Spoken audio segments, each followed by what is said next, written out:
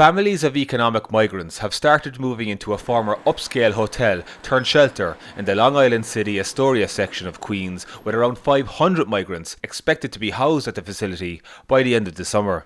The migrants say they are in New York to work hard for a better life, while local residents and businesses who are empathetic to the migrants' plight are also saying, "Not in my backyard." One of the migrants, Yohandri Arevalo, spoke to the Queen's LIC Post and detailed the treacherous journey he and his family endured travelling from Venezuela, which involved crossing a brutal jungle known as the Darien Gap and paying Colombian guerrillas $5,000 to get through. We passed through Colombia. From there we took boats until we reached Panama, the border with Darien. We had to climb mountain after mountain after mountain, something like 3 mountains. It was 6 days in the jungle. We were hungry, thirsty, we were sleeping on the ground in a tent. I came with my wife and 3 kids.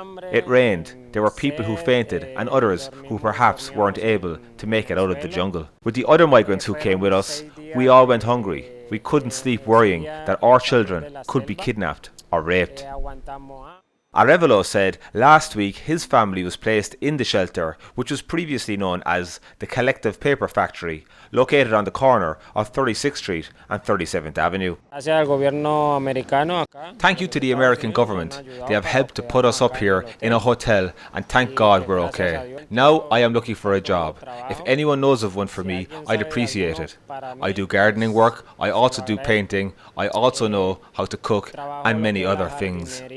Meanwhile, local residents and business owners say that the opening of the new shelter marks a massive backward step for the desirable neighbourhood. For instance, residents at the adjacent Silver Star apartment building say they are angry about the situation and the lack of notice given by the city, and some are even looking to break their rental contracts in order to move out of the neighbourhood.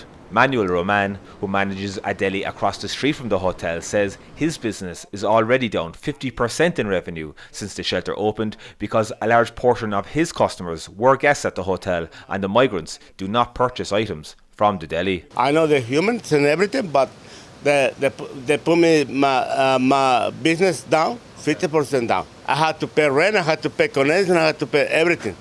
I had to support my family, I'm behind, and I need somebody help me too. I'm here 30 years ago, but I'm working very hard, 4:30 in the morning to 7 o'clock at night. Okay. So please. Meanwhile, local resident Edwin Mercado said it is wrong to feed and house economic migrants who enter the country illegally. I don't think that the federal government should be arresting and releasing them into the country. I think they should be deporting them right back to where they came from. And this is a very nice neighborhood, and they're unemployed and they're illegal. They don't belong in the country.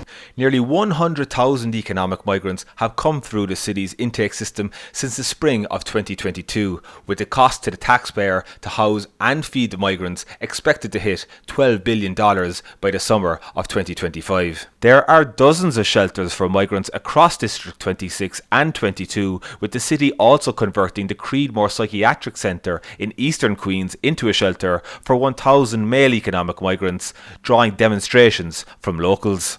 They're getting everything for free, and everybody else has to work, and then they just want to tax. They just want to keep taxing us. Congestive pricing that they're going to implement in Manhattan, that's another tax.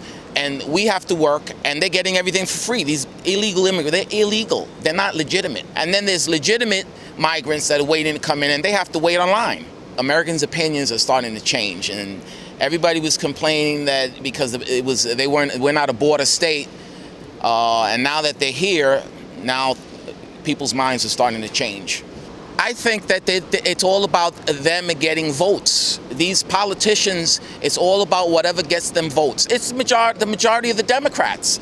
They're looking for votes. They don't care how they get the votes, and they don't care that they're damaging the city.